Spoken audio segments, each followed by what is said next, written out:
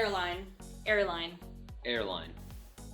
An airline would be any company that has planes that fly anywhere. They could be domestic, they could be within your country, they could be just local, or they could be international, so they could fly all over the world. But an airline specifically refers to a company. Agreed. That's my definition of the word airline as well. They're the company that has planes that fly places. Yes, there's a difference between the airline and the airport. The airline describes the business. The airport describes the facility. Or the airplane, which is the object you Yes. fly on.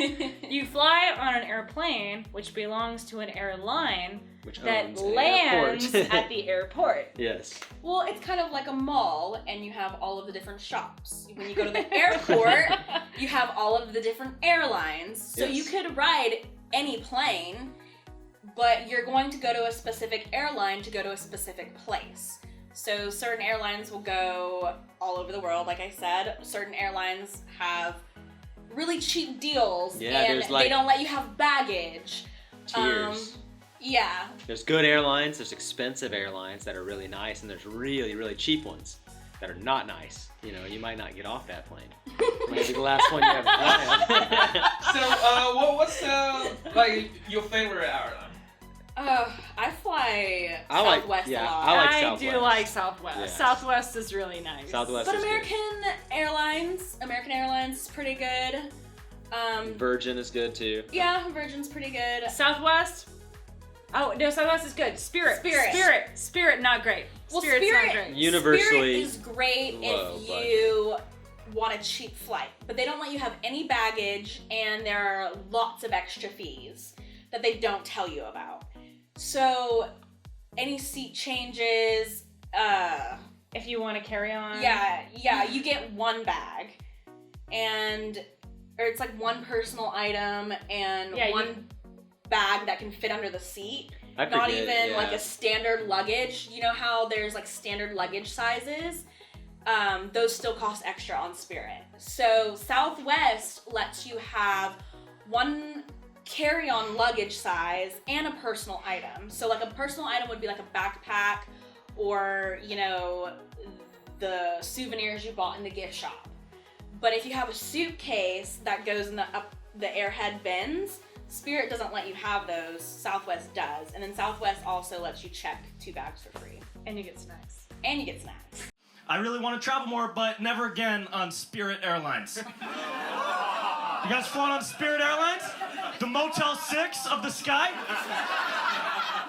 You've experienced that? The only airline with roaches, okay? Except even the roaches walk on the plane, they look around like, I don't need this, I don't need it. I feel like Spirit is so cheap, they just tape a picture of clouds to the outside of the windows and drive you to your next location. Right? Dude, I was on a Spirit Airlines flight this past summer, and we were still at the gate. We hadn't pushed back yet. So I got on the plane, and I sat down, and the flight attendant comes on the intercom, and she goes, good afternoon, ladies and gentlemen. This is your flight attendant speaking, Janice. And I just want to let you all know that we're having a bit of a weight distribution issue on the aircraft today. So if we have any volunteers that would like to move to the back of the plane, we'd really appreciate that. Thank you. And I was like, oh, a weight distribution issue? So immediately I moved to the back of the plane, and I sit down, and I strap myself in, and I look forward, and no one else had moved. No one had moved. So I'm thinking like, okay, do these people just want the plane to do front flips in the sky? And so nobody moves. And a few minutes later, I see Janet start to waddle her way toward the back of the plane. And she sits down next to me, and she looks over and says, hey, thank you so much for moving. And I was like, yeah, no problem. Is everything okay? And she goes, we'll see.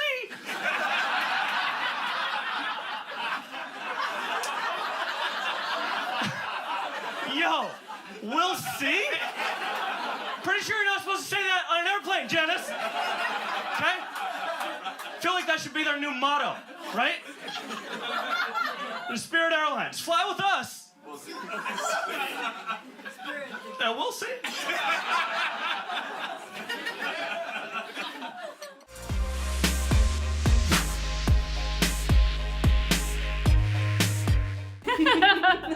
The price is kind of high, right? It would be Yeah, it definitely is. different. For but sure. I flew to Denver from here on Spirit Airlines for $20 one time.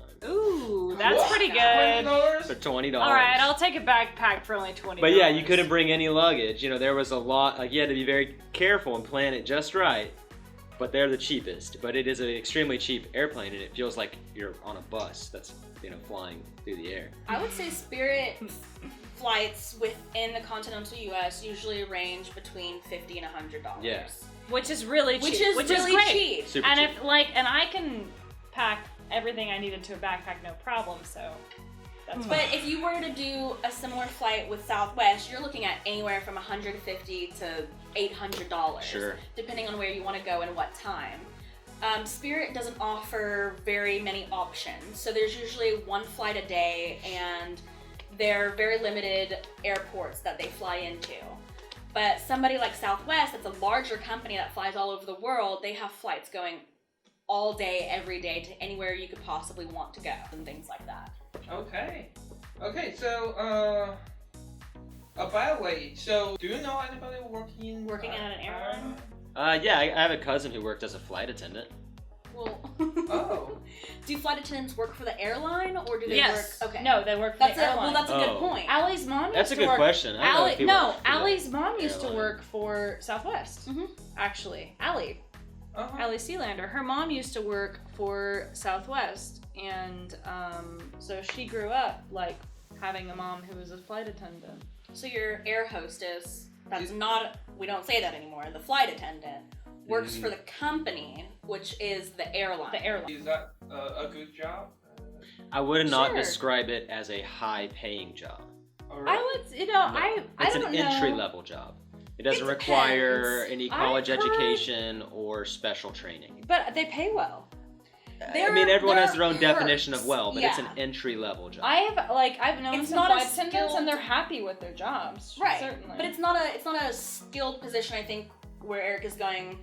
You don't need to go to a special school for this. have a degree. Or have a or degree. whatever. There's training, of course, that they have to do because they have to be able to handle certain situations on a plane.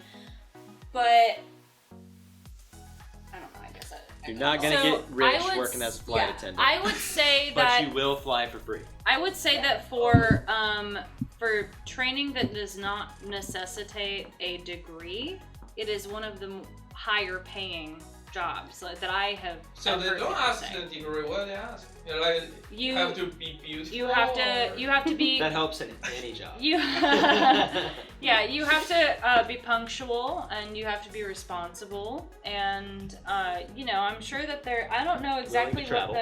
what the Be hiring friendly. I don't know what the hiring qualifications are now, but I knew someone who was a flight attendant many, many years ago, and you had to be personable and friendly, and you had to be punctual, and you had to be okay with the long hours and being gone all the time. And there was an interview process, and she had to pass the interview process and impress the superiors.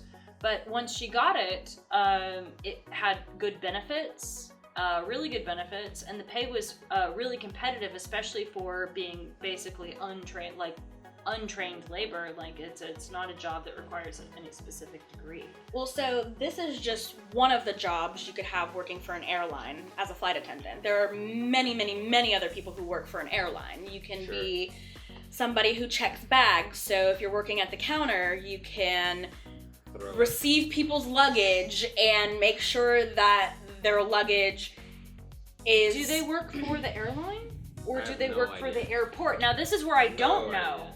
That's Like- actually a good question. I just always assumed they worked for the airline. I know that the flight attendants work for the airline, but as far as the other people, they might work at the airport. We're gonna have to Google this one because none Who of knows? us know. Who knows? Yeah, it's okay. It's not very But important. when you do go to the airport, the people at the counter are going to be wearing the shirts that have the respective airline.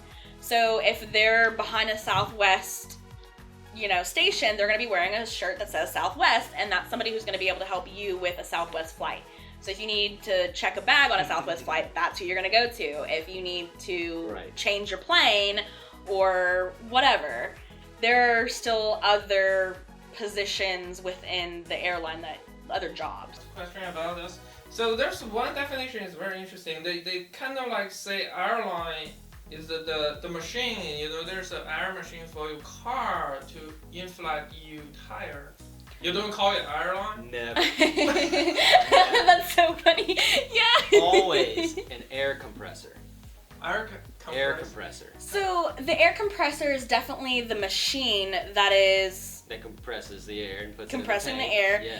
The airline would be the hose Or the that tube. would I would connect. just call it tube. Yeah. But the hose is most appropriate. Hose I is would the say best I would word. say hose, Yeah. but I can see where somebody would call that an airline as two separate words, not as one word. It's very different from an airline, Right. as in a plane Yeah. airline. But no, never. No, never. No. Okay, A yeah. hose or just a tube. I just Yeah. give me the tube. Yeah. Need to air up my tire. Or pump. Well, I feel like a no, tube. you just gotta pump. I feel like a Oh, tube yeah. refers to the tire tube that you're inflating. The Like tubing. the hose. Yeah. The hose. Tomato. Okay, very interesting. So is that common to like inflate your tire by yourself, or you always go to company like others do it for you? I think it's a personal preference thing. I think it's easier to do it yourself. I always inflate my tires. myself. There's really no reason to go to a shop to get it done, because you're just gonna have to sit there and wait. It's not gonna be anybody's priority to fill your You can- tires with air. Every gas station has an air compressor. You can Yeah. fill your own. Actually, I wouldn't say every one, but the majority. Typically now They're you not have to all- pay for them. They're not all Yeah. working, but they Yeah, yeah. pretty much all have them. You usually have to pay for it at a gas station, and you can fill up your air. A lot of places have like $1. a lot of places have moved How- to paying for the air. Used to you could be able to do it for free, but now there's like quarter operated, and some of them will take cards, but typically it's quarters. Okay, so how much do you pay for it? Like now? $1. Yeah. $1 for whole Yeah. hour? So it's No. like Oh, you- time. No. It goes on the No. time. You just have to be Yeah. quick. Yeah, you just have a certain amount of time, and Yeah. you can fill up 100 tires if you can do it in that amount of time, but you won't. So I would say You'll get I can probably fill up 2 all of- tires. and I then can fill up all turn of your car my around, tires. I don't know what put you're more doing. quarters in there. I don't know. Yeah, I don't know if what you're- I don't know what if he's doing. I can fill up all my yeah, tires. if you're there to fill up your tires, you put in $1, You see fill the up your girl that tires comes and over go. tires for you. You know, I bet. it's not a hard thing to do. But if you want to sit there and take out your tire pressure gauge and make sure that your tire pressure is right, then you might have to keep inserting quarters so that the time continues. But it's still not going to cost you any more than $2. $2 or $3 to Yeah. fill up all of your tires. So what pressure normally you reach to It stop? It depends on your tire. car. It depends on your car. Your car has Well, it depends on the specific- tire. Depends on the tire. Well, sure. Yeah. But your So all Usually of your your car tires has We'll say on the Oh, you outside. On the outside? Yeah, it'll tell you. Well- It'll say max PSI. Okay, well, yeah, So that's you the will go to max. the max? Okay, no. Maybe not. No. Maybe No. not. Okay, no. So your car has tires that it prefers for your car. And so if you look on the body of your car, usually where the door is, it will tell you the recommended tire pressure for your car for the recommended tires for your car. Now, if you buy tires outside of spec for your car, then it might be different. But the max pressure is not the recommended pressure. That's the max you can put in your tire without damaging it. That's not what you're supposed to fill up your tires to. You're supposed to fill up your tires to the recommendation on your car body. Okay. I've never seen that on my car. I've always seen it on the tire. It's But in the door jam. I know It's In there. the door jam. Yeah. I've or seen. most cars. I didn't know the tire pressure was included in that. I Yes. know the tire sizes, but the tire pressure also relates to the tire size, which is determined by your car. Which is where Leo was saying if you get a different kind of tire that's not made for your car, you're getting into Murky territory. murky waters. Yeah. Yeah. But your tire will definitely tell you your pressure. I would say most tires are anywhere from 30 to 40. Mine's usually like 35. That's the average for mine. Mine's 45. 45? Really? For the back. 45. For my, Wow. for my back tires. But, Recommended or max? maybe that's the max. I forget, but I fill them up to 45. That's really. But don't Yeah, overfill them. 'Cause That's they'll really explode. high. Yeah. So my And it's very dangerous. so for my car, the max is 35 to 40, but the recommended is 29. Oh really? Yes. Wow, that's pretty low actually. Yeah. That's So- way lower. Mine my was- car alarms would go off if my tires were at 29. But it's Yeah.